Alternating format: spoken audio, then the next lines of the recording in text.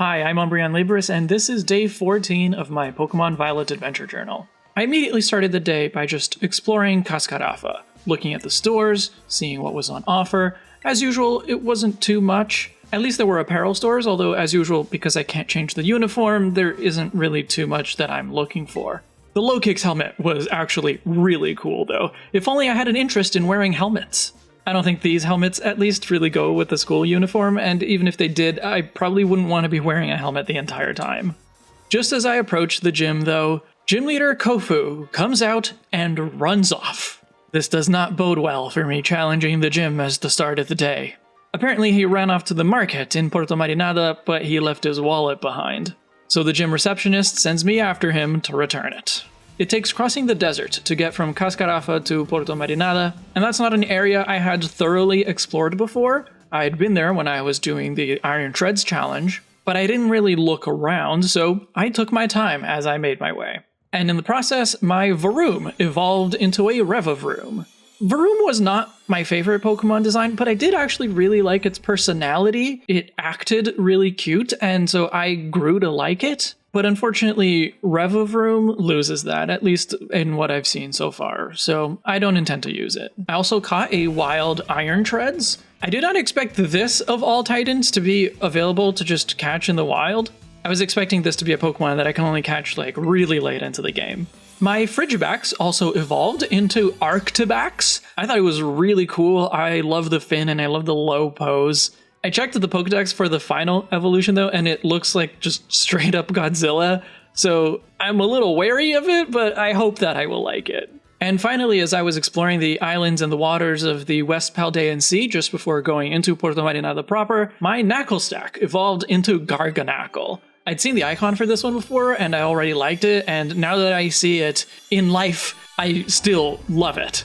I love the kind of ziggurat shape to the shoulders. The way the hands and the legs look is really cool. And I appreciate that even though it still has a Minecraft face, it's a little bit smaller and harder to see, because that's like the one thing that I don't really like about it.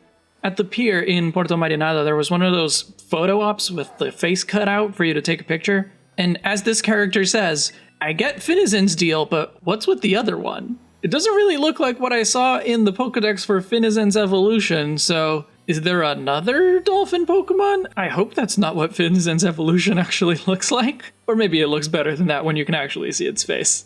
When I found Kofu at the market, his assistant wouldn't let me talk to him and insisted that we battle before I could just return his wallet.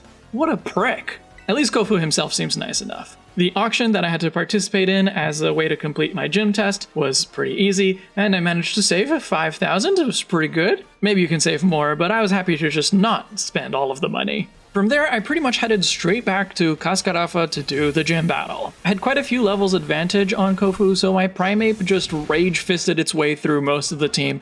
That sounded a little weird, but we're gonna power through just like Primeape did. Primeape went down to a Crabhammer from Crabominable, but Bramblin got the final KO.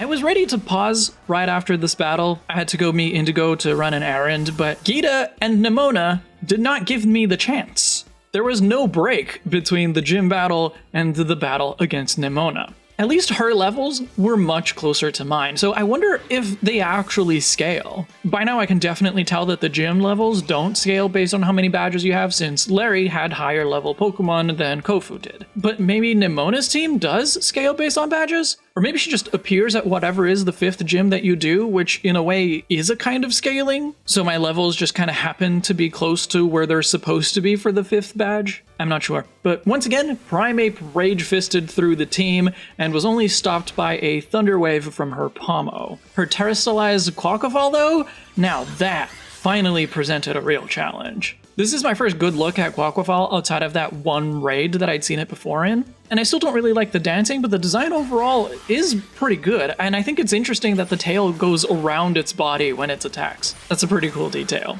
Quaquaval took out a couple of my Pokemon without even giving them a chance to attack until Arctibax came in, tanked a couple of hits, and got really close to getting the KO with a critical hit before it got taken out. So Finizen came in with a Terra-powered Aqua Jet just to make sure that it was going to be enough to chip away that last bit of health. So while the gym battle itself wasn't super exciting, the overall experience around this gym, with having to go all the way to Porto Marinada and then also having to battle Nemona immediately after, that whole thing worked pretty well for me. So I think tomorrow I'm going to try going to another starbase. I've still only completed one, and there's another one that's pretty close to Cascarrafa, so it seems like a natural place to go.